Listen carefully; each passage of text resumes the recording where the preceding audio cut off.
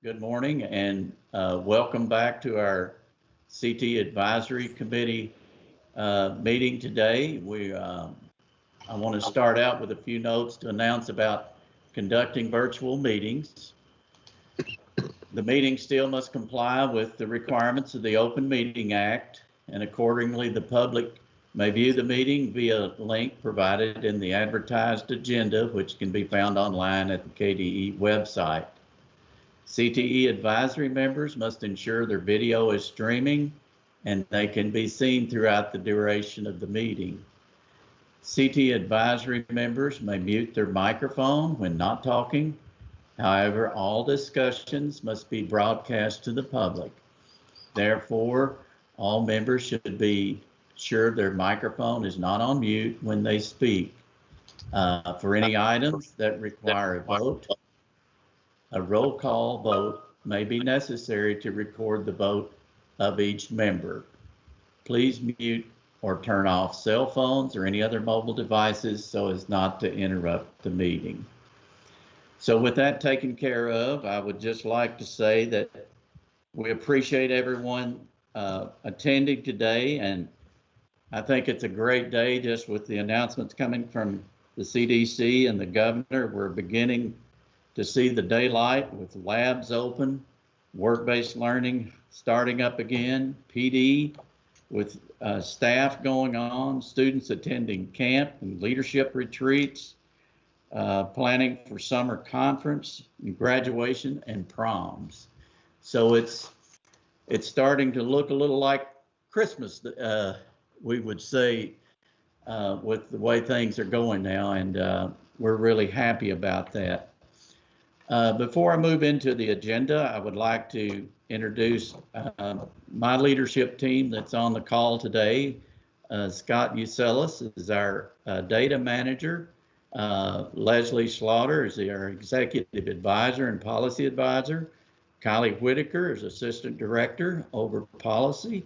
And Dr. Beth Hargis is director over the area technology centers and the Perkins branch, and Pam Moore, our director over career readiness, is also on the call with us today. Take a look at, pull my agenda up here quickly, and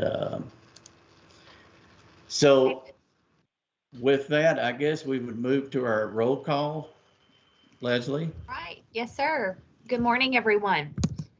I'm going to do roll call. If you are a proxy or someone here representing one of our members today, if when I call their name, you'll just note that for the records, that would be appreciated. So first, Representative Steve Riley. Senator Jimmy Higdon. I'm here. Mary Pat Reagan.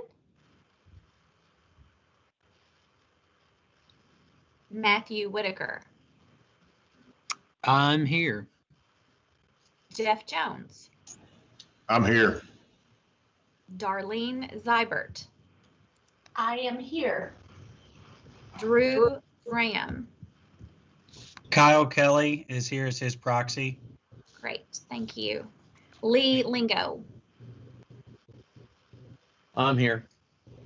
Steve Johnson. I am here. Harmony Little. Present. John Lyons. Present. Paul Mullins. Mike Miller. Here. And John Sanders. All right, Associate Commissioner Horstman, you do have a proxy. And we'll come back to anyone and note for the records anyone that joins late. Okay, thank you, Leslie. Our first order of business is approval of minutes from the November 13th, 2020 meeting. I think we shared those with all of you prior to the meeting. I would ask for a motion to approve those minutes.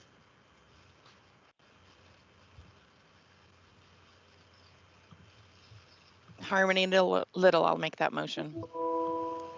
Thank you, Harmony. Are there any questions or discussion?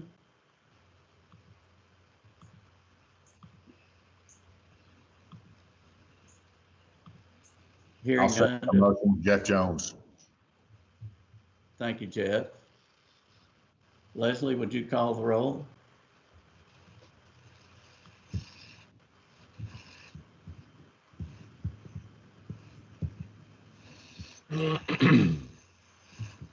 Sorry, David, I'm having some technical difficulty. One moment. Okay. Charlene, do you have the roll call present there in front of you? I do, Would you mind to do that while I'm trying to get that pulled back up? absolutely. Representative Riley. Senator Higdon, Aye. Mary Pat Reagan. Matthew Whitaker, Aye. Jeff Jones, Aye. Mike Stone, Dexter Knight, Aye.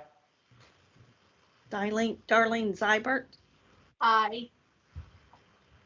Drew Graham, Kyle Kelly, Aye. Lee Lingo, Aye. Steve Johnson, Aye. Harmony Little, Aye. John Lyons, Aye. Paul Mullins, Mike Miller, Aye. John Sanders.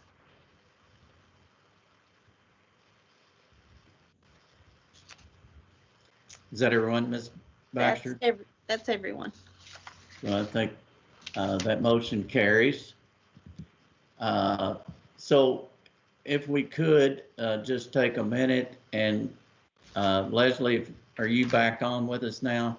I'm here, yes. I'm sorry. I was just having some issues with that Microsoft Word document. Thank you, Charlene, for Okay. doing that. Since we have some new folks on the call, I would like if Leslie can go down the list and call your name, and if you wouldn't mind giving us a brief introduction, we'd appreciate it, and then we'll get on into the rest of the agenda. Sure. So Senator Higdon, would you like to introduce yourself to the group?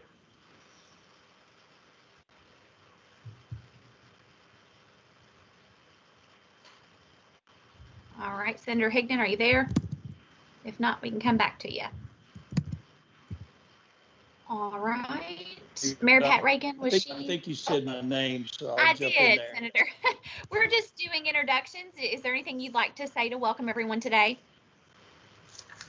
Yeah, thank you. Certainly appreciate the invitation to join this very, very important committee. And I'm state senator for the 14th district and been involved with ATCs and CTE for quite some time, and very interested and hopefully very supportive of what you do. So thank you for the invitation and look forward to serving with you. Wonderful. Thanks for being here. Mary Pat Reagan, was she present for roll call? No. She's not. No. Okay. Matthew Whitaker. Hey, I'm Matt Whitaker, and I am one of the agriculture teachers here at Rockcastle County High School in Mount Vernon. And I'm certainly glad to be a part of this group and be able to be involved today. Thanks for being here, Matthew. Jeff Jones. Good morning. I'm Jeff Jones. I'm a CAD instructor at Webster County Area Technology Center. I'm also a Skills USA State Officer Advisor for Kentucky. Great. Thanks for being here, Jeff. All right. How about Dexter on behalf of Mike Stone? Hey, good morning, Leslie and guys. I am Dexter Knight, locally operated Career and Technology Center Principal in Jessamine County, filling in for our professional association CTE today. Glad to be here. Yeah, we appreciate you being here on behalf of Mike and the association. Thank you. Darlene Zybart. Good morning. I'm Darlene Zybart. I'm the CEO for the Kentucky Society of CPAs. And I appreciate the opportunity to be a part of this group and look forward to the discussion today. Thank you. Thank you, Darlene. All right, how about Drew Graham? Yes, good morning. It's Kyle Kelly on behalf of Drew Graham, a Director of National Affairs with Kentucky Farm Bureau, and work on state and national issues. And excited to be here and appreciate all the hard work that you all do on behalf of CTE. So looking forward to the discussion. Thank you. Thank you, Kyle. All right. Lee Lingo.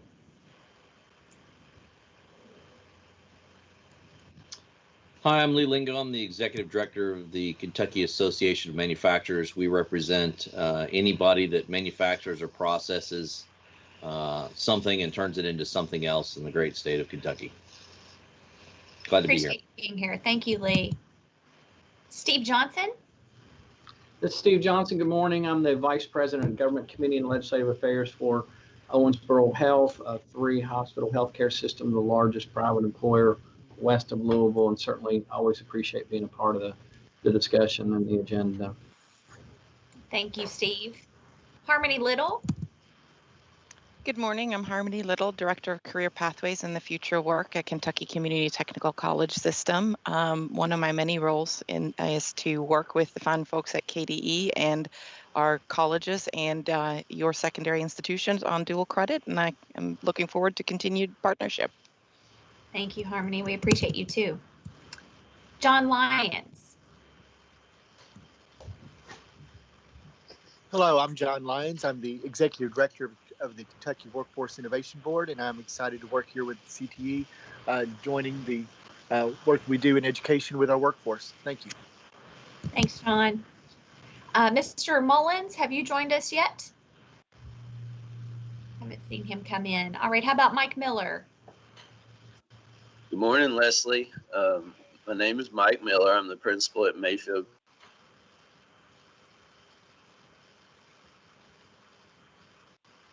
Uh-oh, Mike, I think we may have lost you. Are you still there?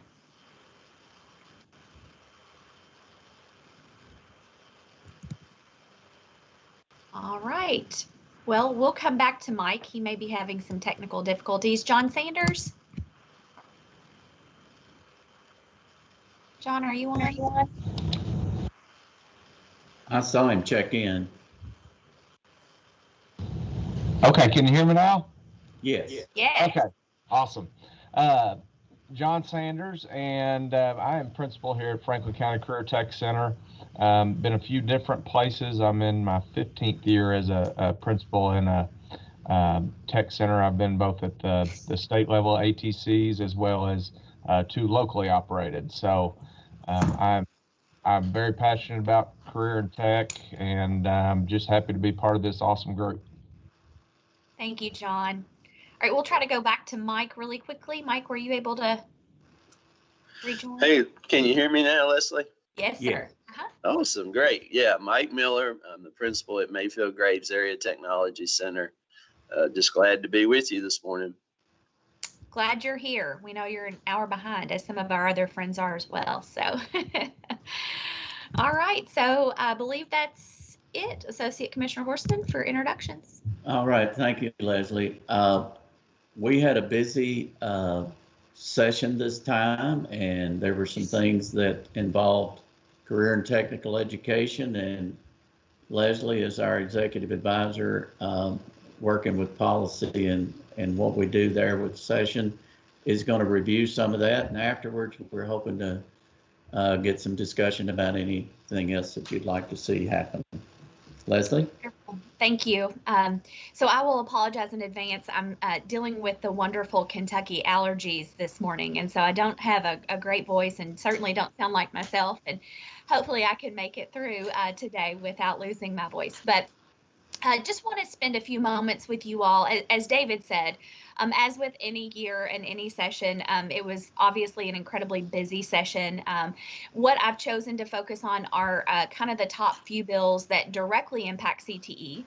That's not to say that there aren't other bills out there that we will not be collaborating on with other offices and other agencies more indirectly, but these are the ones that we feel like have very, very specific impact on our system and CTE at the secondary level. So I wanted to spend a few moments going through those with you. So the first bill you see here is actually Senate Bill 101, and it was sponsored by Senator Higdon, who's on this call today. So I feel like I should give him the floor and let him talk about it. Senator, you feel free to chime in whenever you want, and I'll certainly just give a high-level overview, and then you can add anything that you want to add to the conversation. But for those of you who were on the committee last summer, you may recall that I shared at that time some new provisions that were found in the budget bill, House Bill 352 of 2020, that impacted the process for how local school districts or local boards of education, for that matter, can petition the Commissioner of Education for control or governance of a state-operated area technology center. So this bill, Senate Bill 101, codifies that transfer language. It does make some minor amendments and adjustments based on feedback that we were able to share with Senator Higdon, and some things I'm sure he heard from the field as well. So it does amend KRS 157-069 as well as 156-844 respectively. Specifically, the language that was codified focuses on a couple of things. So first and foremost, there were new funding provisions associated with these new terms when the budget bill language became a reality in 2020. So historically, if a local board of education petitioned for control of a state-operated area technology center, the previous statutes said that they would receive the funding or the budget for that ATC for 1 year, but then they would go into what is known as the locally operated career and technical education funding pot. That is a much smaller pot of money. It's about $12 million. And so for a lot of districts, that financially was not enticing. So the language that we see now allows for a local board to petition for control. And if that petition is granted, they will receive 100% of the budget in year 1, and then they will receive 75% of the budget in year 2 and beyond.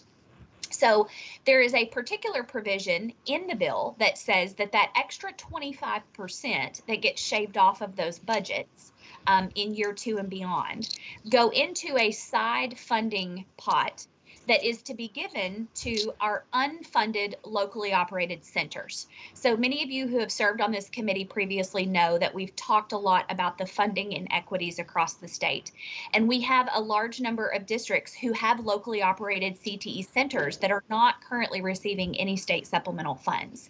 So this 25% little pot of money over time will grow and is being distributed to those unfunded centers so that over time we can try to provide financial support to those districts. Additionally, the provisions in Senate Bill 101 require that if a local board assumes control of a state-operated ATC, they must have a memorandum of understanding with all of the existing feeder districts that are served by that school. So they have to continue to ensure that there will be equitable access for their students to that center moving forward, following any transition of power or governance.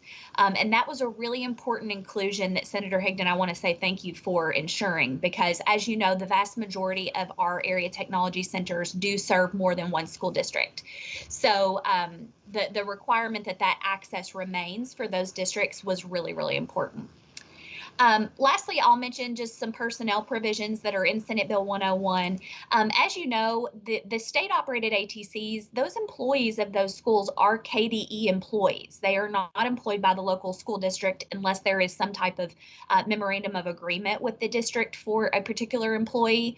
So the hiring and the personnel statutes are a little different for those employees.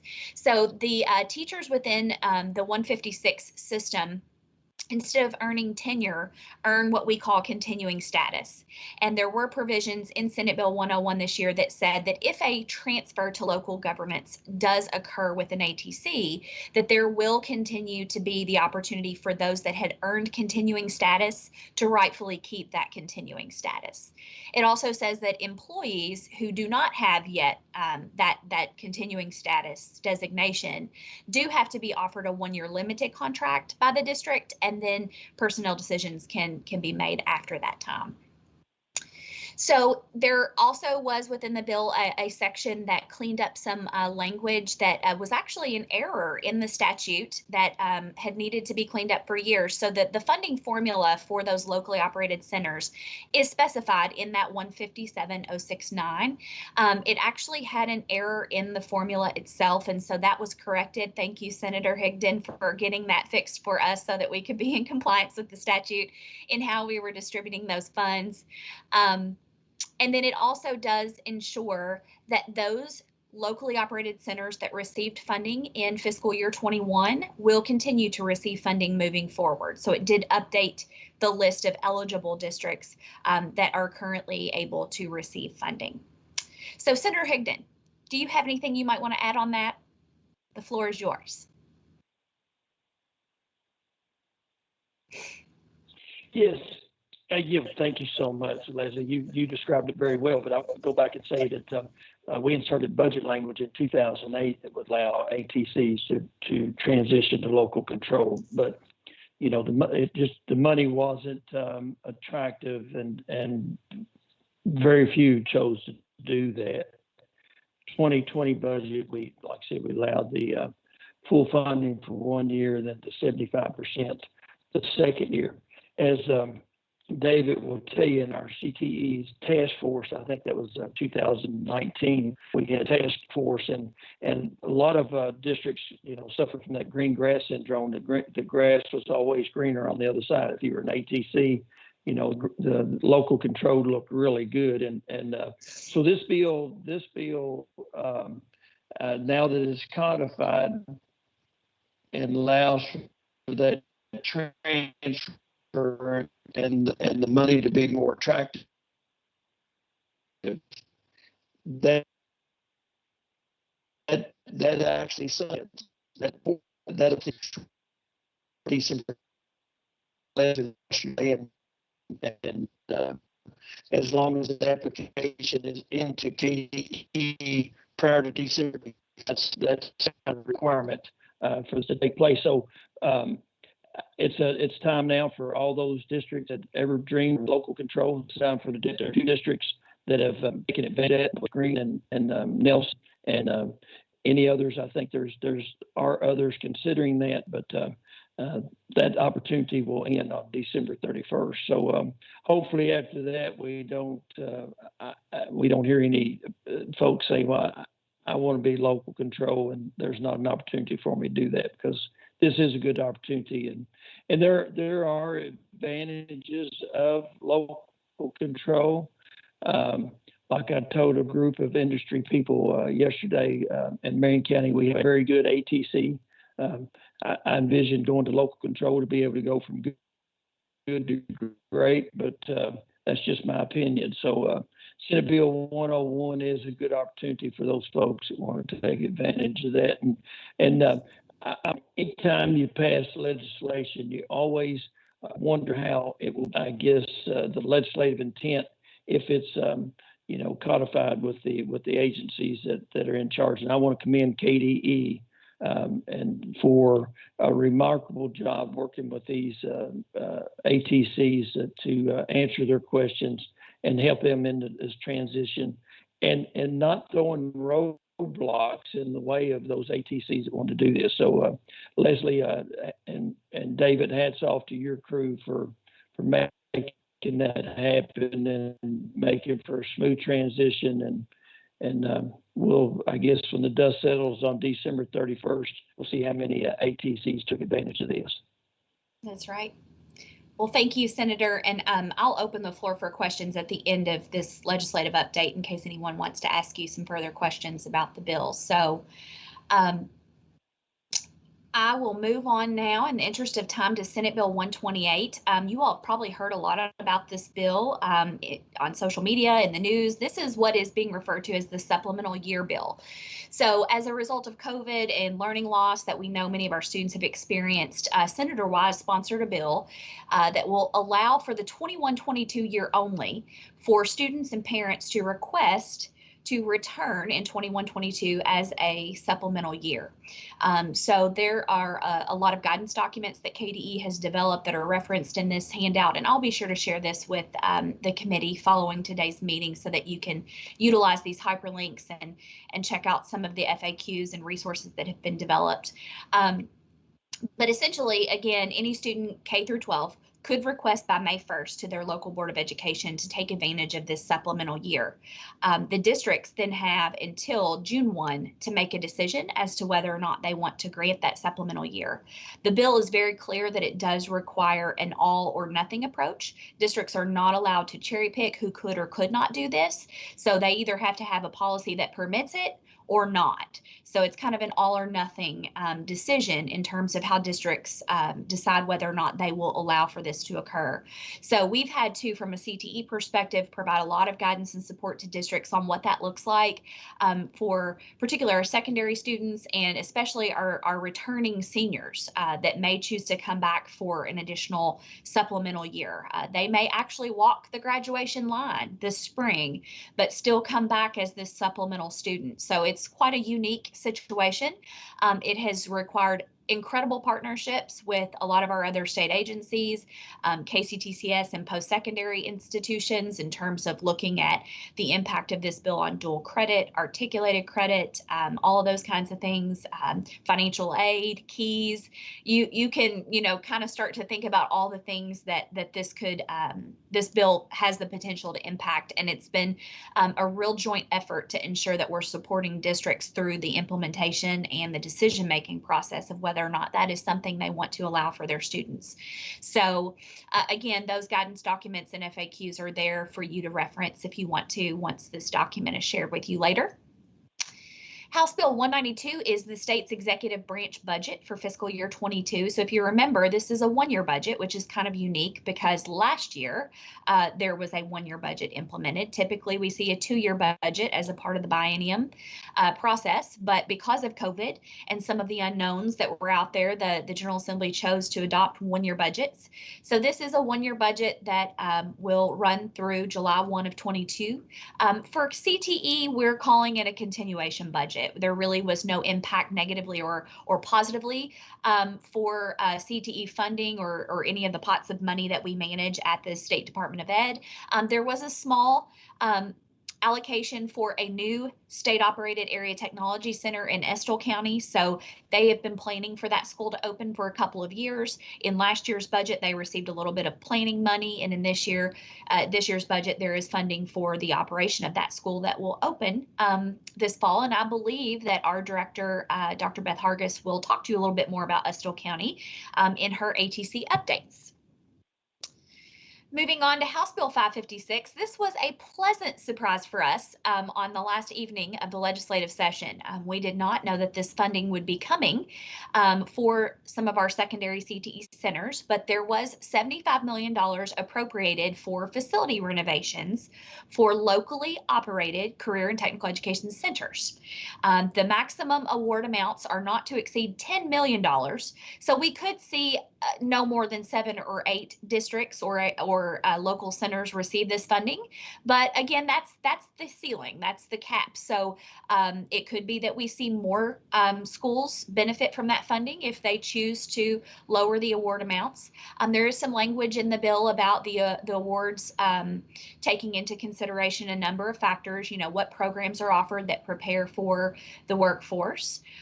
There is some priority points that are supposed to be given if there are any type of substance abuse prevention type programs being offered in the building. And then they do mention obviously need, right? So that there's this requirement to look at what the current state of facilities are, and that there will be kind of a needs-based approach to some of the review of those applications. It does also require some local matching of funds, which for some folks may not it may not allow them to kind of get into the application process. But nonetheless, really exciting. Want to be clear, this funding is not being administered by KDE. It's very clear in the bill that the facilitation of that funding is to be administered by the School Facilities Construction Commission. We're collaborating with them, answering a lot of questions, providing data, providing the list of eligible local centers. So they've asked for a lot of data and information, but we will have no role in the application process or the administration of the funds. So there is more information that will be forthcoming in the next couple of months. I believe the last conversation I had with the SFCC is that the target date for application release is somewhere after July 1. I think they would like to have the funds dispersed as early as September. So just if you're representing a locally operated center today in any capacity, just stay tuned for more information, and we'll be sure to communicate anything that we get from the SFCC on this. But really exciting to have some funding to put into some of our locally operated facilities that we know desperately need it. And then lastly, we will move to House Bill 563. I share this with you today, not because it has a direct impact on CTE, but the bill does mention that some of the opportunities created through the bill can be utilized to support career and technical education training and education programs. So there's kind of two parts or pieces to this bill. It was kind of like there were two priorities that kind of got blended into one concise bill.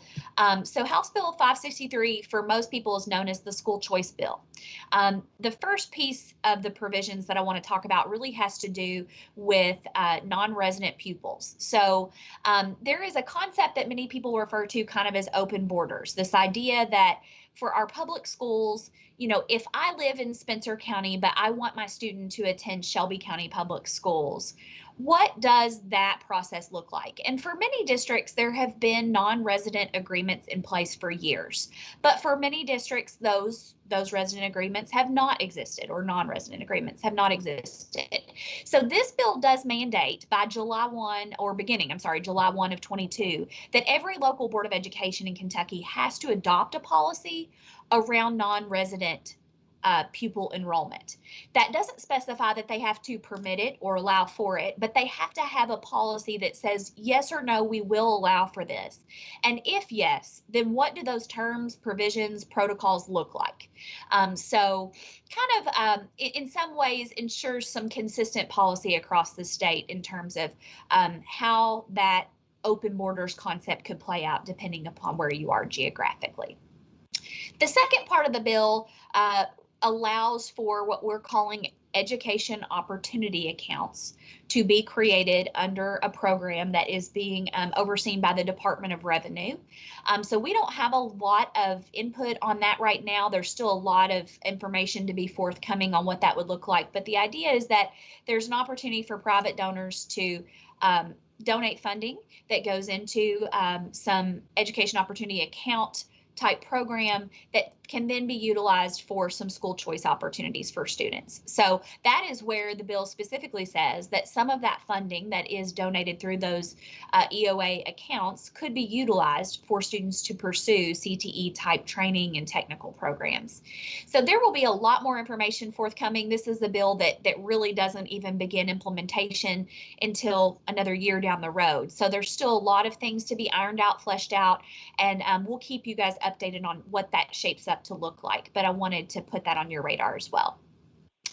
So in terms of, you know, where we are now, I'll pause and see if there are any questions about the bills we've shared, if there's any questions for Senator Higdon about Senate Bill 101, and then I'll wrap up with a few final comments about where we're headed. Any questions?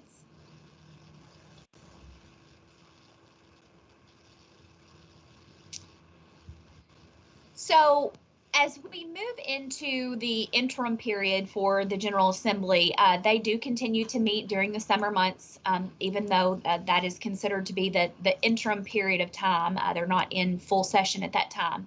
And so there's a lot of great opportunities to get in front of committees, financial, education committees, otherwise, to share a lot of information about legislative priorities. So it's really important to us that we are continuing to advocate for some of the legislative priorities that we have shared with you guys over the last several years. Particularly, we know that we have an adequacy issue in funding, and we know that we have some equity issues. Some equity issues as well in terms of how the current funding for secondary CTE is distributed. And so, we had a legislative task force that was created in 2019. Senator Higdon and I believe Representative Riley both served on that committee or that task force. And so they are well aware of some of the priorities we have about where we envision CTE funding and governance going in the future. We are continuing to advocate for that. And we hope that this summer we're going to continue some conversations with education committees and finance committees on some of those priorities. But I want to open the floor now to see if there are particular legislative priorities that you, as the advisory committee, want us to consider and advocate for in the future. So beyond current funding and governance issues, are there any other legislative priorities that this group sees as critical to consider?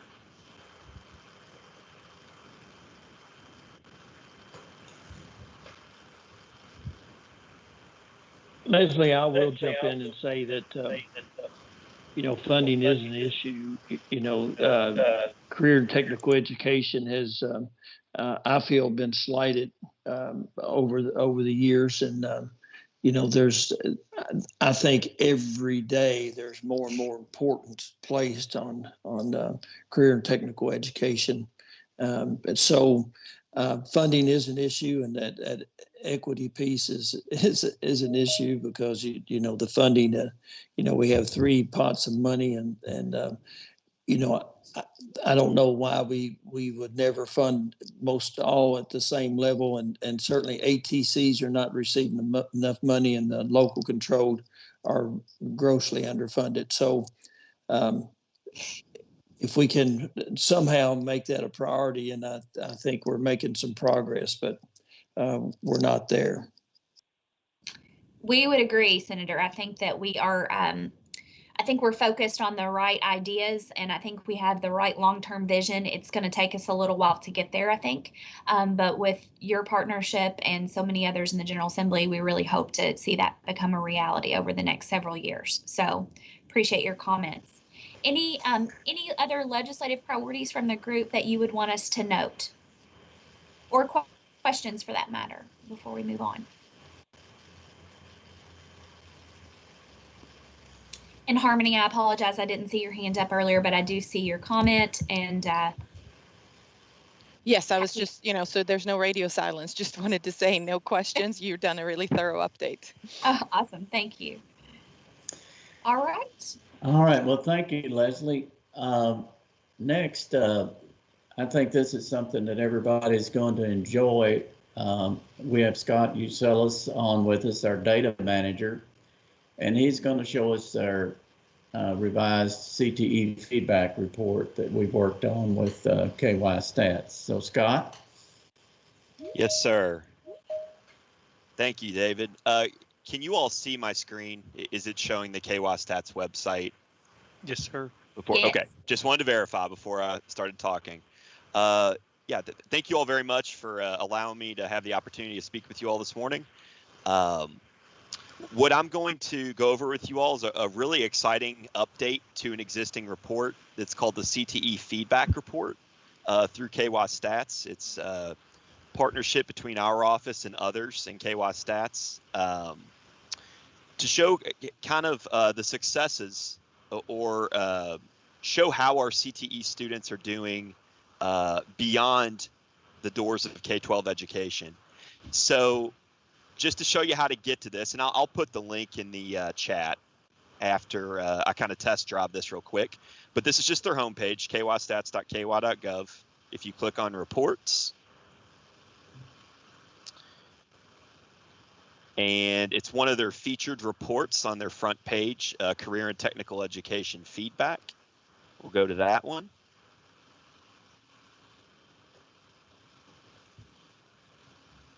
Give it a second to load up here. Okay, and just before we kind of dig into a couple pieces of this report, like I mentioned previously, did exist previously. I have to hand it to my colleague, Kylie Whitaker. One of the goals we had was to make this more visual in nature and that more usable for folks that aren't data nerds like Kylie and myself, that just your average everyday person could go into this and really get something out of it. So I'm going to kind of go over some of the pieces here. So on this front page, this is the post-secondary and workforce outcomes. So this is some of the post-secondary measures, and by post-secondary, in this case, we mean post-secondary education. And then at the bottom of the screen are some workforce outcomes. So just to kind of go over a couple pieces here, and again, you could spend hours on this. I'm going to go through this fairly quickly. If you all have additional questions at the end, I'd be happy to go back and navigate it how you would like me to navigate it. But just to go over some of the pieces here, for academic year, this is not a school year. These are cohorts. So what this means, academic year 2017, 2018, these are two graduating cohorts, the class of 2017 and the class of 2018. We will be putting the class of 2019 and 2020 in the near future, but that's not quite in there yet. But what I'm going to do here is I'm going to go to the furthest back cohorts we have. So I'm going to choose 13, 14. What this does, again, this is the class of 2013 and the class of 2014 combined. The reason we combine cohorts is if we chose one graduating cohort, we could run into some redaction issues where there's not enough kids to show data visually, if that makes sense. So we've combined 2 years, 2 graduating classes together. CTE status. So we can choose to pick and choose who we're looking at here. So you have completers, and a completer of a pathway in terms of CTE is a student that has taken completed 4 or more credits in a career pathway. So we have all sorts of different completer options here. Completers with industry certificate, without certificate, with work-based learning, with no work-based learning. And then we have preparatory, which was our previous verbiage for those that didn't reach completer status. Those are students that earned at least 2 credits and enrolled in a third. And then we have non-preparatory. So these are kids that either never participated in CTE or only reached explorer status, which is basically maybe they just took a course here or there but never went further with it. But what I'm going to do real quick is choose 2013-14 all completers, and for the college going metric. So this is again for post-secondary education. I'm going to go to the college going rate. And what this is going to tell us is the percentage of kids in the classes of 2013 and 14 that reached completer status, how many of them went on to post-secondary education. As you can see here, hopefully, it's 55.5% of those kids went on to further post-secondary education. One reason we felt this was important, and I'm sorry, I'm going to try not to drone on here, but one reason we thought this was important to highlight is I'm sure many of you that are in leadership positions in CTE and working with kids that are in CTE, one of the things we hear from outsiders necessarily is, well, your CTE kids aren't the ones that are going to college. Well, as you can see here, it's about 55% of the completers, those that completed a pathway, went on to college. We're going to compare that really quickly with our non-preparatory all. Now remember, these non-preparatory all are the kids that either never participated in CTE or just maybe took a course in CTE. This also, not to be stereotypical, but this could be inclusive of a lot of your gifted and talented kids. And what we see here is that about the exact same percentage of those kids and our CTE completers move on to post-secondary education. So about 55% for both cohorts of kids. Does that make sense to everybody before I move forward? So yes. Good deal. So just so those are our kids that went on to post-secondary. Now, this is pretty neat as well. So for those that did not move on to post-secondary and went directly into the workforce from our CTE programs, we're going to look at some of their outcomes as well, just very quickly.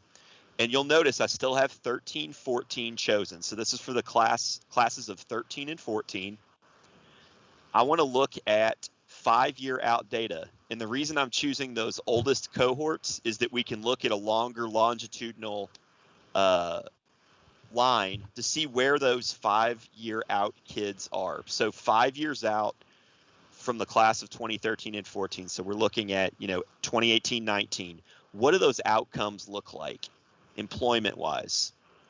So what you'll see here are a lot of dots down here that are indicative of the CTE status that those kids attained by their workforce innovation area, by the workforce areas, the 10 workforce areas in Kentucky: Bluegrass, EKSEP, Kentucky Works, etc.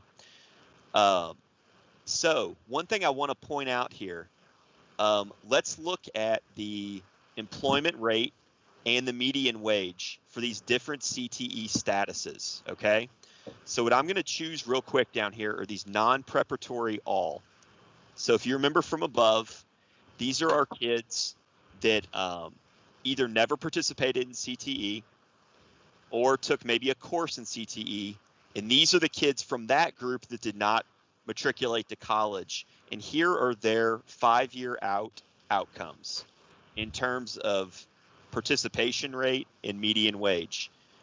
You will notice, unfortunately, these kids fall, kind of toward the bottom left-hand quadrant of the screen, which means they're participating at a lower rate and their median wage is lower when compared to their counterparts in other CTE statuses.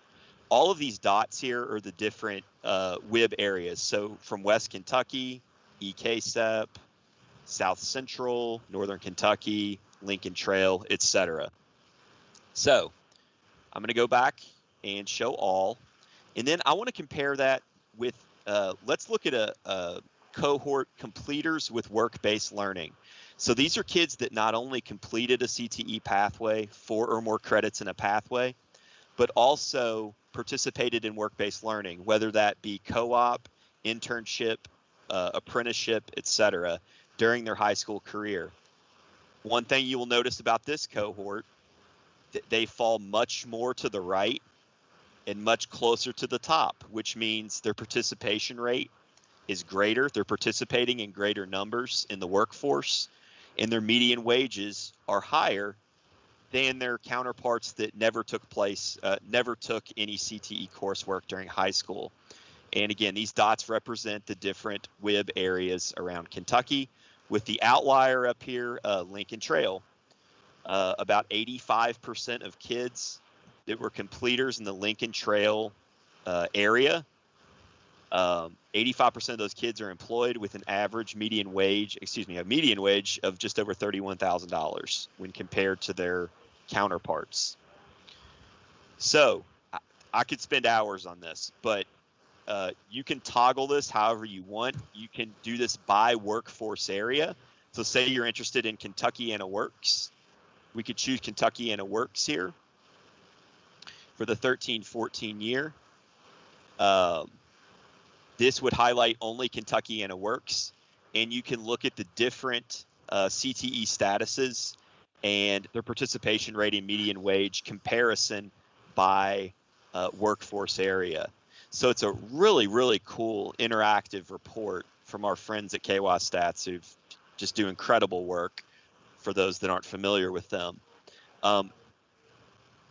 I will go on to a couple of other things, and then I'll kind of hold, I guess, well, let's see. Does anybody else have questions at this point before we move on to very briefly going over a couple other things that may be found in this report? Scott, I have a question for you. Yes, sir. Go ahead, David.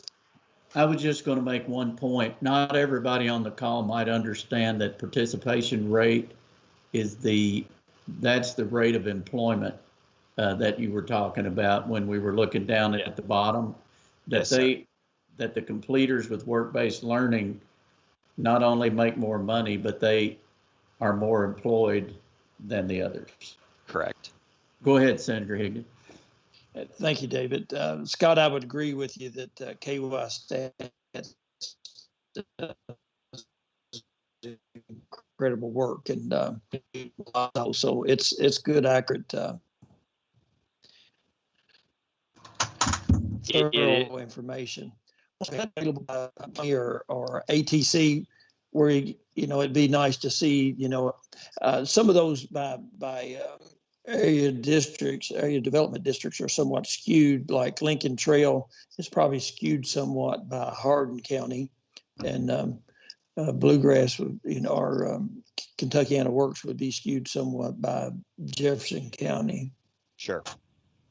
For sure. And you were breaking up a bit, but I think about the ATCs, were you saying you would like it to be broken down further by those, if I was understanding correctly?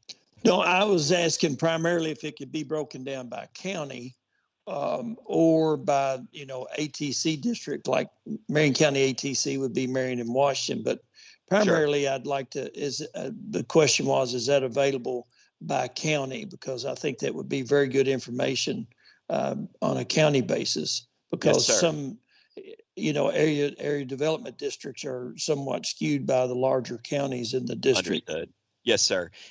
In this report, as it's currently constructed, no. That's not to say that it couldn't in the future. And that's actually my guiding question at the end is how can we improve this? So that's great feedback. Perhaps even getting this down to the county level to be able to compare county to county would be helpful. Well, definitely by county. That would be very helpful. Yes, sir. Scott, do you mind if I break in? Senator No, Higdon, please. While the transparent report here that we have that's on the website doesn't do that, we can break that down by county, and we do. And KY Stats and I are working on that together. Right now, the issue is we run into small in counts. That's right. And we have to end up deprecating a lot of the data or hiding a lot of the data because we just don't have enough students in the counts. But we can do that, and we do that. And I have an example of that.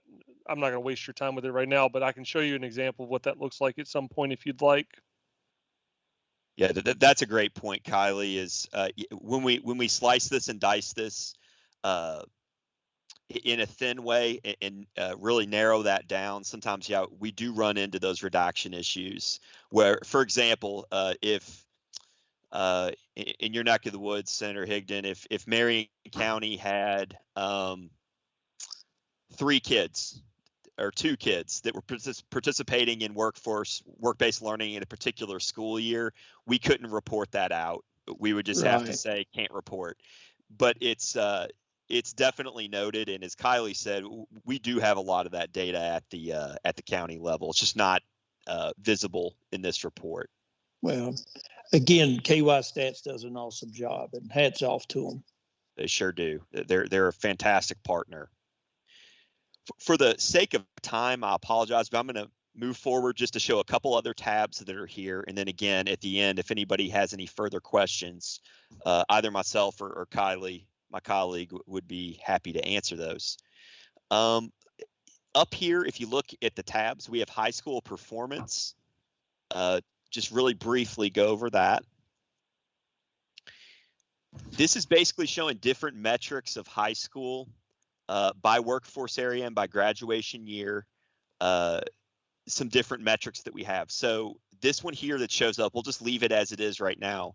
This is showing pathway completions, the number of pathway completions by workforce area for a certain graduating class. So let's say we wanted to look at the Cumberlands region for pathway completions. Okay, we could pick out just that region, just that graduation year, and we can look at the most completed career pathways for high school grads. So in this region, marketing, administrative reports, so some business and marketing pathways are heavily completed. animal science, ag pathway, pre-nursing in the health sciences sector are some of our more completed pathways within the counties that fall in this region. We can also look at, this is really neat as well, the most popular work-based learning enrollments. So looking at the co-ops that are the most completed in the Cumberlands region, which is the business education co-op, which would make sense because they're the most completed pathways. So 251 enrollments in that. You could also compare the workforce area to the state of Kentucky at large in the most popular work-based learning options in the state of Kentucky. And then we can look at it over kind of a longitudinal period. So from the Cumberlands region, 2013 to 2019, what are the most popular work-based learning options? So it kind of gives you a longer time period to look at, kind of a rolling number. You can look at it specific to that region and then compare it to the state of Kentucky. So really, really neat feature here. And then finally, the training locations. So if you were wondering, where in the heck are these kids? What schools are they in? Where can we find certain career pathways around the state? This is one place you can go to find that information. We have other tools as well, such as the career connector that also show this data. But what this is going to show you in this report that's found in this CTE feedback report is, again, where these are located geographically. So say we're looking at, let's leave it on Bluegrass. So we're looking at the Bluegrass region, and say we want to know where are our accounting pathways. I know we have the Society of CPAs on today. So let's look at our accounting pathways in the Bluegrass region, okay? And then graphically, this is going to show you where those are. So we have Woodford County High School, Dunbar, Lafayette, Tates Creek, Bryan Station. So if you want to know that granular of an area, you know, what particular pathways are offered, that is going to show you on a map. What's really cool down here is how that ties into future demand. So this is actually using, leveraging some KWAS stats data that they get from the BLS, Bureau of Labor Statistics, from jobs that they find are going to be in future demand that align with that accounting career area. So in the middle skill area, bookkeeping and accounting, it's going to show you, you know, the number of expected employments, projected demand over that time, projected annual wage. Does the same things up here for what we term as high skill occupations, accountants and auditors, loan officers, financial managers, etc., that would line up with that particular career pathway. So I'm just scratching the surface here, and I know I've been talking for a while, but just an incredible report here, and we'd really like your help as well to get this word out that this report exists, and you know, especially for those that are in administrative roles at schools and in districts, you know, show the great successes that that CTE has when kids enroll in and complete these pathways, and just the financial advantage that they can have over their peers by participating in CTE in high school.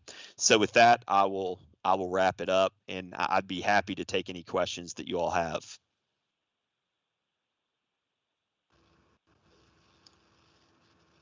Thank you, Scott.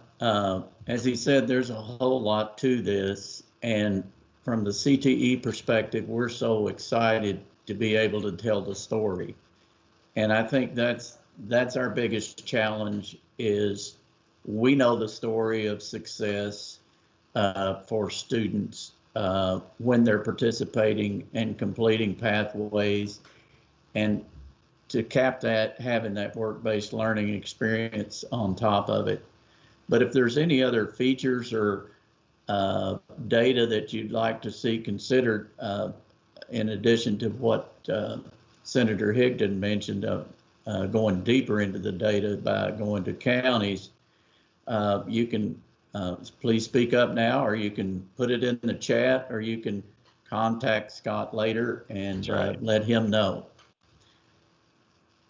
So Scott, this is not necessarily in the feedback report itself, but somewhere it would be wonderful to either have, you know, a testimonial or something from a couple of these students that have gone through this so that, you know, you kind of connect the data side to the human piece. And if you had somebody from maybe each of the cohorts or in the different areas, I don't know that you can link it to here, but maybe on your website or somewhere, but just sort of telling that story, I think would be really powerful, because this data means a lot to us, but it doesn't mean a whole heck of a lot to other students that are maybe considering CTE or not. So that could be the piece that helps the hook for them. I think, yeah, you're getting into quantitative and qualitative. Yeah. And I live in quantitative for sure, but I certainly agree. I think having some testimonials or just, hey, this is the effect CTE had on me and on my career and on my earnings would be powerful. Having that and then on the human bottom element. Exactly. And then if you do that on your website or somewhere on the bottom of that, then you can connect back to this feedback report to see, like, you know, to see how the rest of the classmates did or something like that, right? So there's a way to make the connection so that it serves both audiences. That's great feedback. That's great.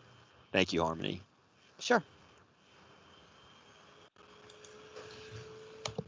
Scott, this is Kylie. I think that based on what Senator Higdon's asked for and what Melissa just commented in the chat box, we could probably combine more graduating classes in that academic year field to do kind of a deeper dive into the county level or into a specific industry sector with this. We would just have to maybe combine 3 years of grads. 3, 4, 5 years. Yeah, something like that. So we can definitely explore those things and we can make it happen. So I appreciate that feedback. That's actually really good feedback. That's a great idea. That's great. And one more thing, sorry to keep on monopolizing the conversation. I think the other thing is maybe considering some kind of communication plan, right? Like Cam is on the call here, and so is the CPE organization, CPE, CPA organization, right? But is there a communication plan to targeted industry sectors to understand that, you know, this is available out here so that they can look at the pipeline? Yeah, that's great, because we're so much about word of mouth at times, but not necessarily having a fleshed out communication plan where we're kind of our own worst enemy, that we have all this great data and probably don't do the best job at getting the word out. It's just, you know, Scott, these dashboards are amazing. Scott, this is Dexter Knight representing KCT today. I think we can do a much better job from the professional association of getting this word out to every CTE educator that's, of course, part of KCTE, and then every county. I think that will go a long way to getting the data out for everybody too. Absolutely. And we definitely have a session planned just over this at summer conference, KACT summer conference. But we do a great job sometimes of talking to ourselves, but maybe not to the people that this could influence into getting into CTE. But great, yes, absolutely. We would love to partner with KCT on this. Well, and I think Leslie's going to be talking about our new branding, and along with that, we have a group in the office that's working on getting our message out there in a better way and more informative and reaching all the audiences, because really we talk about the gatekeepers being counselors. The parents have a lot to do with what kids choose to do in school. So I want to thank everybody for their feedback on this. Is there anyone else that has anything to add on this before we move on? Okay, well, thank you. Thank you, Scott. And we're just excited to be able to tell this story. And we're looking to get some one-pagers out to people to help with this. Next on our agenda is the waiver for the local area vocational education centers, as we you hear us talking about LAVEX, to use the fall data for our 2019 fall data. So Kylie Whitaker's here to take care of that conversation for us. Kylie? Thanks, David. So I've tried to pull up a brief synopsis of what we're trying to do, but I'm not going to read through this for you guys. I'm just going to tell you kind of what we're trying to do and why. So during the 2021 school year, we saw about a 20 to 25% drop in enrollments in CTE career pathway enrollments, with a bigger drop in industrial areas like the lab areas, welding, carpentry, electricity, those that required a lot of hands-on due to COVID. And depending on what school was offering those programs, they were impacted even more than other schools because of, maybe being in a red county for COVID and having to do a lot more virtual. We're not being able to offer face-to-face at all for a long time. And so what we find with the 2021 data is that it's really not comparable to any of our previous school years, and it's really not a good representation of what our centers have to offer. And so we are proposing to ask for a waiver of the part of the legislation that requires us to use previous school year data and instead go back to pre-COVID data and use data that we know is solid and that actually maps to previous years and shows a better representation of what our LAVEC centers are doing. And so in a nutshell, we're basically saying we want to use solid school year 1920 pre-COVID data as opposed to using the 2021 data to set LAVEC budgets for this year. So I know we're a little short on time, so I'll keep that one pretty brief and open the floor to anyone that has questions or concerns about what we're trying to do here.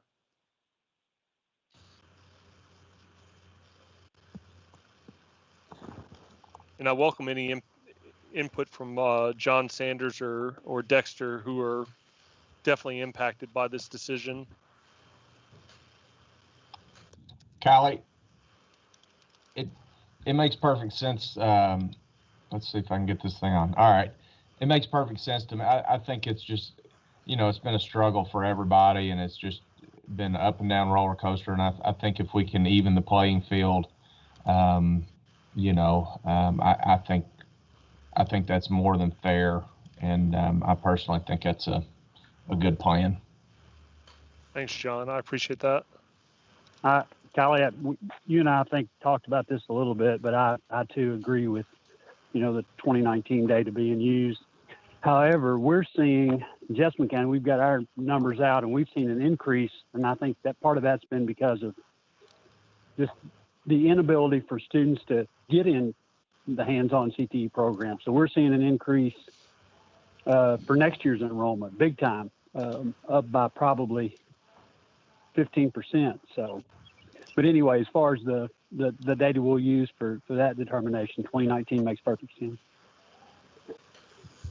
Thanks, Dexter. And keep in mind that the law does require us to do a mid-year adjustment using current data. So the 21-22 post-COVID data will still impact the budgets moving forward.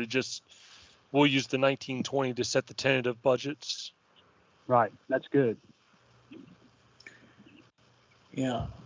And Kylie, we'll be presenting this to the Kentucky Board of Education for approval of this waiver. And I would entertain a motion for this committee to show support for this waiver. That would help us in our presentation to the board if someone would like to make that motion. So moved. Jeff Jones.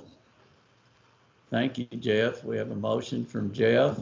Is there any discussion or questions? Could I have a second, or do I have a second? Second, John Sanders. Thank you, John. Leslie, would you do a roll call for us? Sure. Representative Riley? Senator Higdon? Aye. Mary Pat Reagan? Matthew Whitaker? Aye. Jeff Jones? Aye. Dexter Knight on behalf of Mike Stone? Aye. Darlene Zybert, Aye. Drew Graham, Aye. Lee Lingo, Aye. Steve Johnson, Aye. Harmony Little, Aye. John Lyons, Aye. Paul Mullins,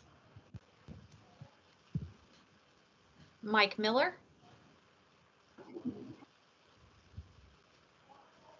and John Sanders.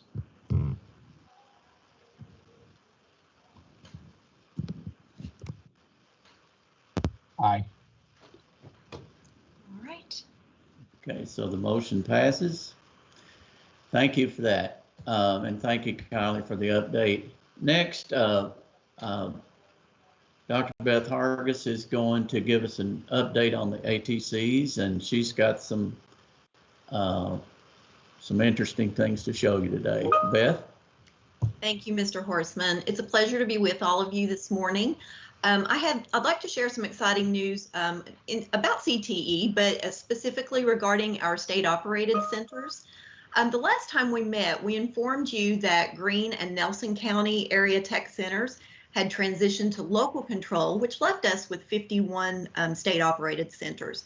As of today, we have 52 state-operated centers, as Leslie mentioned, with the addition of Estill County ATC, which was funded in this year's legislative session. So Lake Cumberland ATC is finishing up construction on their new facility as well, and Morgan County ATC is working to finalize renovations. So I'd like to share a little bit of information regarding that. Estill County ATC obviously is currently under construction and is anticipated to be complete for the start of school in the fall. The slide shows an architectural rendering of the exterior of the building, and the building has 39,000 square feet, which is very adequate to handle the programs that they offer. It's also adjacent to the Estill County High School. So in the drawing, you can see a pedway on the left-hand side of the building, which connects them. And of course, whenever you have this situation, that greatly assists in the student transition from the high school over to the ATC. The ATC will offer programs in diesel, electrical technology, computer sciences, health sciences, engineering, and industrial maintenance. The lower level of the building is where you will find the health sciences and computer sciences programs, and the upper level, and it does on the backside have ground level access, will house the industrial maintenance, engineering, diesel, and electrical programs. Mr. Coy Hall started as principal of the ATC on May the 3rd, and of course he's very busy right now with purchasing, hiring staff, and just getting the school ready. I had the pleasure of doing that at Pulaski County in 2006, and so it's incredibly busy and challenging, but he will do a wonderful job with this, and we're excited to have Estill County ATC as part of the Kentucky Tech system. And we're also very excited to see the building in operation, and they will serve students from both Estill and Powell counties. And I would also say that Estill County Schools on their website has a virtual walkthrough, so I will put that link in the chat box. So along with Estill County, Lake Cumberland Area Technology Center, located in Russell County, Kentucky, is also finishing up construction of their new facility. They too will be in the building for the start of school in August. And the existing building where they're currently located was constructed in 1966 and to serve the ATC for over 50 years. And this new facility offers over 54,000 square feet, of course, of much needed space, and is a welcome addition for both Russell and Adair County students, which feed into that. Programs offered at Lake Cumberland ATC include welding. And Kylie, if you don't mind to go back just a moment, because I'll point out, you'll see, and of course, and this is a huge benefit for the schools. You can see in this picture that the gases are actually piped into the building. So that really helps expedite the welding program so that the students are not having to relocate the tanks and store those outside. So, you know, that helps out significantly. All right, you can go on. And they also offer health sciences. And of course, here's a picture of that lab. And they also offer industrial maintenance, computerized machine manufacturing, automotive technology, construction carpentry, and electrical technology. And Lake Cumberland ATC will be hosting an open house for the center on Sunday, August the 1st at 2 o'clock Central Time. Superintendent Michael Ford would like to extend an invitation to all of you. And again, we are so excited. This is a much needed facility. And so, we're excited for everyone involved. All right, finally, Morgan County Area Technology Center is in the process of much needed renovations, and their current building, which you can see the picture of, is under renovation, and this building was established in 1973. All right, the facility will also house a new storm shelter for Morgan County, along with additional shop and classroom space for future expansion. And the storm shelter part of the building can be seen in the lower right picture. And I believe that's the only ATC we have in the state that actually offers that. All right, Morgan County also offers CTE instruction in auto body, automotive technology, welding technology. And again, the renovations are not complete yet, but you can still see in the picture on the right the gases being piped into the building. And they offer health sciences along with CAD and computer sciences. And so these are just a few pictures to demonstrate the excitement of CTE across the state, and of course in all of our CTE schools. But again, especially in our area tech centers, we're so excited, and we're finishing strong and really looking forward to having students back in the fall. So I'm happy to entertain any questions if anyone has any.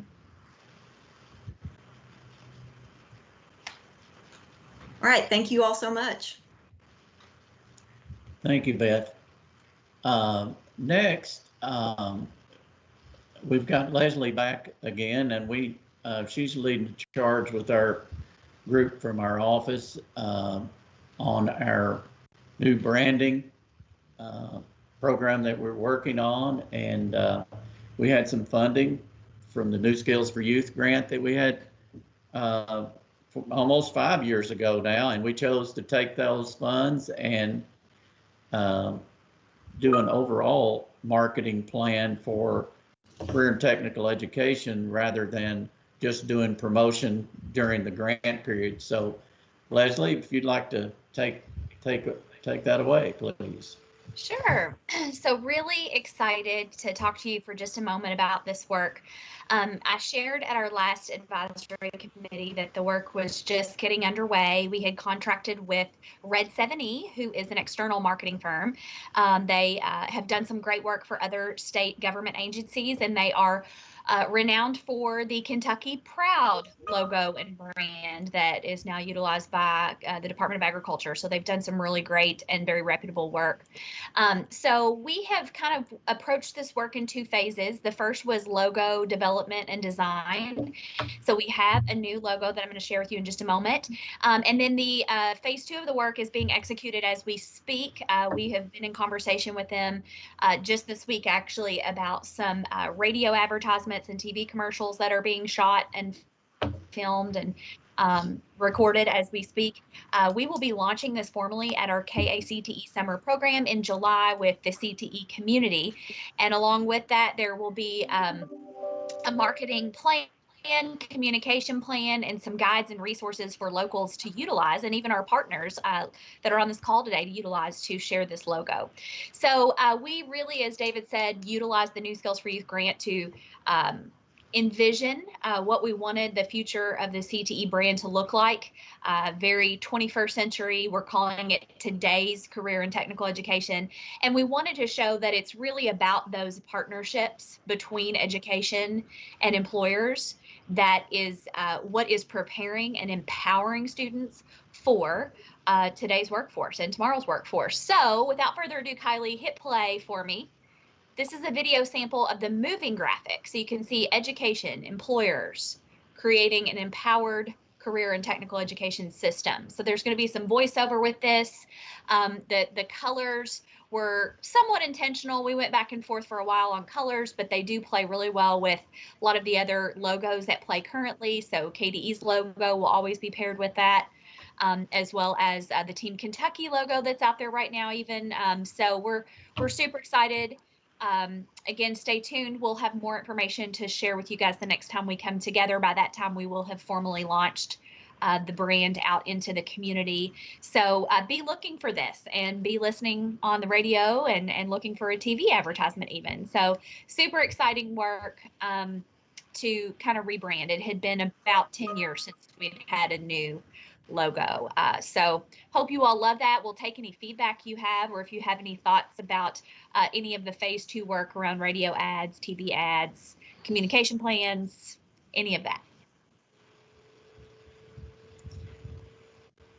How we got to this place was we spent quite a bit of time talking with the marketing folks and kind of an interview, what's important to CTE. And, you know, one of the things that really stood out, I guess, to them in their discussions with us is how much we value employers and how important the partnership is between employers and education to make sure that we're providing students the best route to success after they leave high school.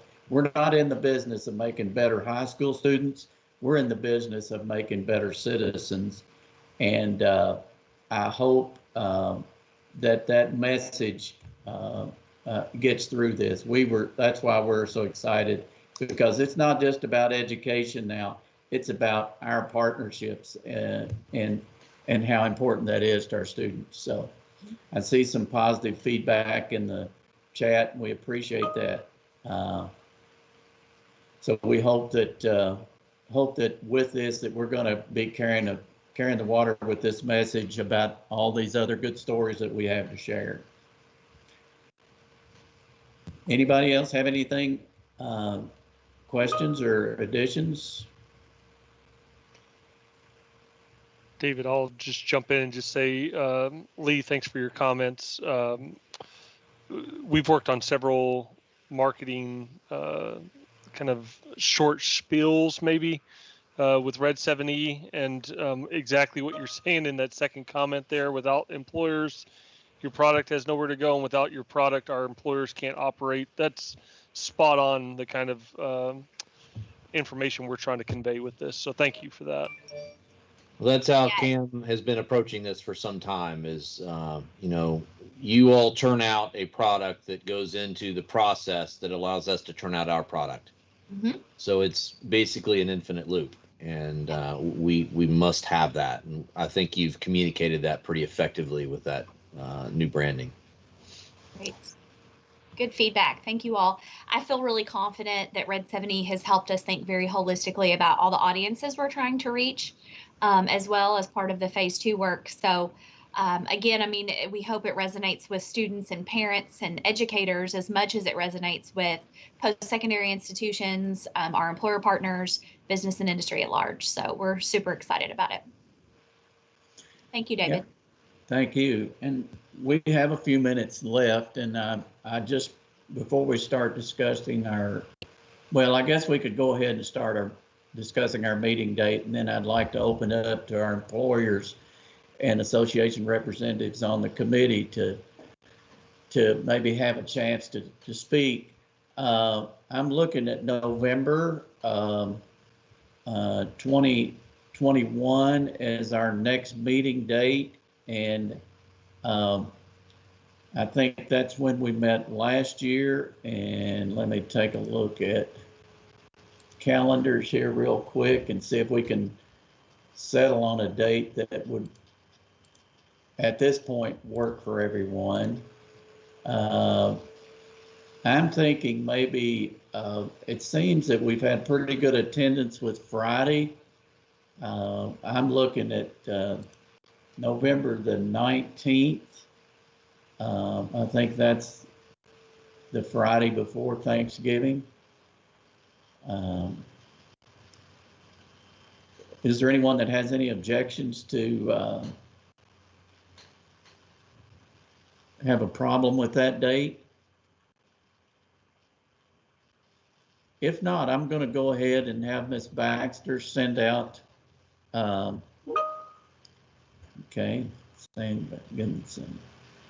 if I don't have any objections, and you can keep putting that in the chat, we'll go with November the 19th and send out a hold on your calendar for that. Okay, and I understand that things have a way of changing when, but we'll set that as the date, Ms. Baxter, for next time.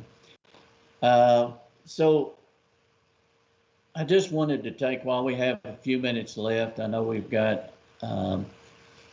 several of you on here that represent associations, and I would love for you to, and businesses, our partners on the committee, if you would like to take a minute and kind of as an open forum, talk about things that we could do to work with you better, or things that we've done that you want us to continue to do, or any comments or discussion you'd like to have before we adjourn.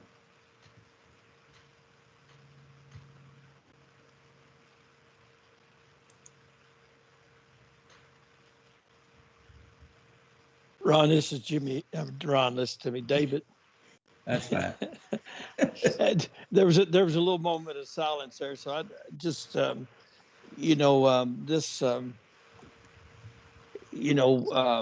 work-based learning is so important, and one of the things that I know, one of the barriers to work-based learning is the employer. The employers knowing about it and being open to it and opening their doors. There's certainly a barrier there that I've run into, over time. So, that's something that I think as more and more employers take advantage of the work-based learning and allow those students into their facilities, the better we are. Because I'm a firm believer that's the future of our workforce, is work-based learning and that pipeline.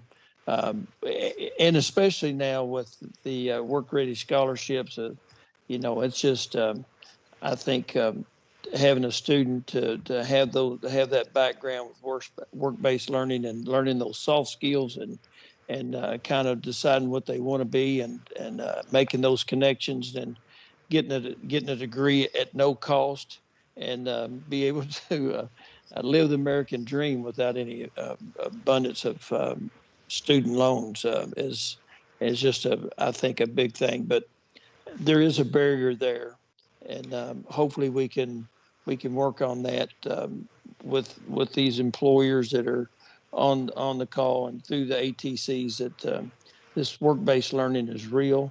The students are excited to do it, and it is a pipeline for them for future employees. Well, thank you. And I see Lee Lingo is, I'm going to talk. We've had some discussions, and I think you're going to hear some good news from Lee. So, Senator Higdon, you couldn't be more correct. We at CAM firmly believe that work-based learning is the pathway forward. We are big supporters of education at all levels, but understanding that for our manufacturers, processors, logistics folks, skilled trade folks, they need employees as quickly as possible. So the faster that we can get them from zero to W-2 employment, the better. And the best and fastest path to do that is through this work-based learning, where they can start and learn and earn while they're working. And once they're there, then they can figure out where to transition to. So they don't have to wait 4 years to make that decision, accumulate debt.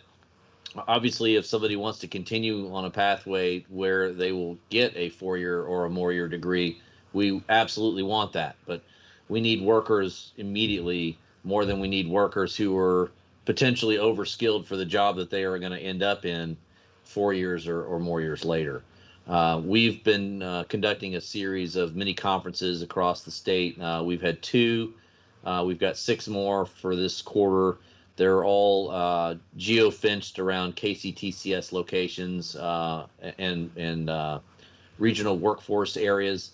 And we're really focusing on this particular concept. We're looking at workforce from many of the perspectives that was you somewhat touched on at the beginning of this meeting today. You know, what is the livable wage that someone needs to make to work in a job?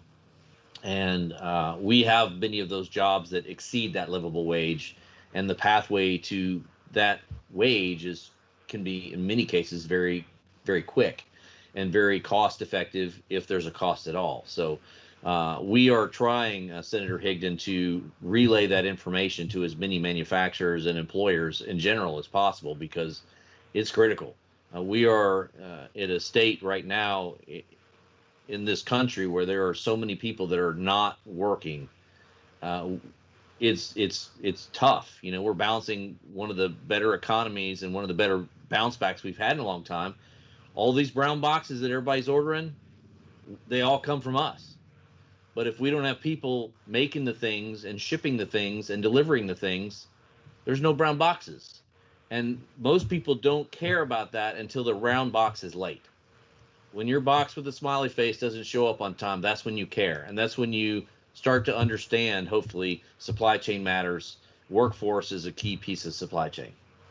So we are really, really trying to broadcast that message far and wide and utilize the ATCs and the community and technical college system to promote, you know, the quickest pathway to jobs that actually allow you to generate wealth. Not just barely get by, but to actually generate wealth. And that's a really key thing. So we're excited to continue to partner with you all. We've had an ATC representative on the last two meetings, and that will continue to be a staple in our service provider panels. It's really important that employers hear what ATCs do, because in a lot of cases, you know, it's a very quiet thing that, you know, you have to be in the know to know, and that is not how it should be. So we've got some future endeavors. One of those is an 18-wheel rolling platform that showcases trades jobs, and it's called Be Pro, Be Proud, and it'll run statewide during the school year. We're modeling it after several other states that have launched this program. Arkansas is sort of the brainchild of it, and the first 2 years their truck rolled, 30,000 kids were exposed to opportunities in skilled trades that was paired with livable wage data. 30,000 kids. And you think most kids only know what they know because their parents' ecosystem, you know, who their parents are friends with. That's generally what you know about careers. So it's pretty critical that, you know, we have an opportunity to expose people to careers that they might not have otherwise thought of. So it's a little bit of a mini soapbox thing, but we fully support the work you do, and we will continue to do so, and let us know how we can continue to help. Thank you, Lee. Is there anyone else from business and industry or associations would like to share with us?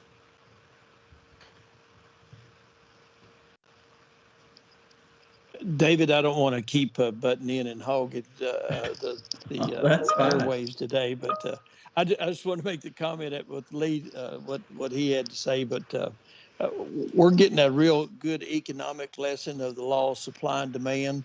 What we're seeing with wages, the demand for labor is just tremendous, and wages, we've seen wages do some remarkable things. And, you know, if you're, you know, a high school student looking at entry-level wages, it's certainly a good time to be looking for employment.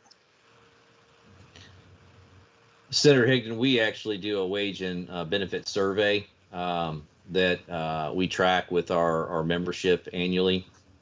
And one of the things that we're doing differently with the survey, the report, you know, obviously it can help one employer benchmark against their peer employers in the area, and how much do I need to offer to not lose somebody to my neighbor.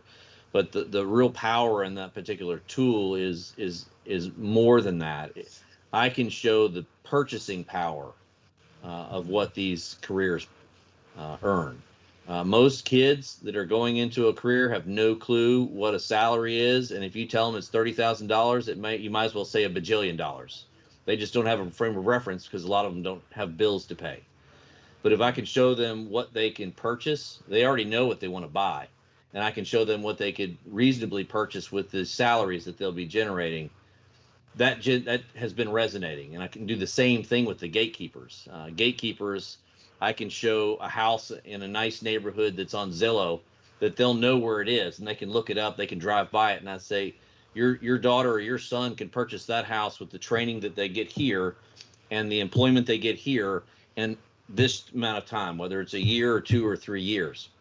And what happens with the gatekeepers, those parents, those guardians, those guidance counselors, they're thinking in their head, how quickly did I get my first house? And how nice was it? Did it have 3 bathrooms? Did it have an acre of land? Did it have a garage? And that's where the wheels start turning, and that's where people start to understand that, okay, these careers do pay pretty good, and I had no idea. So, this kind of data is really, really powerful, but it's how we use it. And, KY Stats is an amazing treasure trove of data that we are starting to use and leverage to that benefit too. So it's really fun being able to put all this kind of data together and do something powerful with it. Thank you all. Well, I guess, are there any other comments?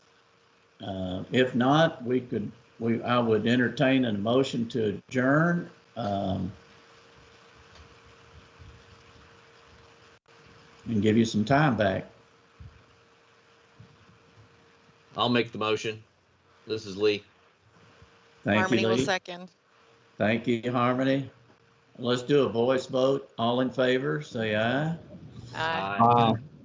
Opposed, the same. I think it carried unanimously. Well, thank everyone I think we had a really good meeting today, and it's so good to hear from our partners. We want to make sure that you're very vocal and we hear your voice. So thanks again for everybody coming. Thank and we'll you see all. you on the other side. Thank you all. Thank you. Bye-bye.